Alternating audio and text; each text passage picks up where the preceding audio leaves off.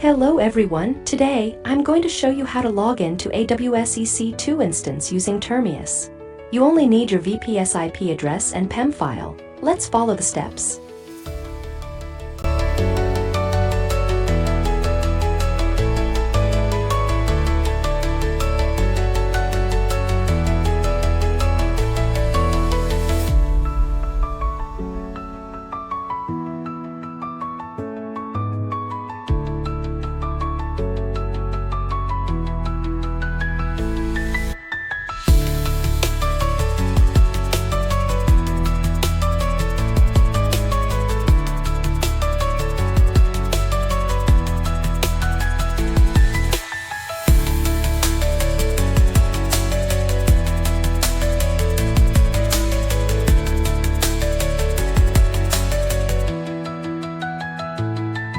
Make sure like and subscribe.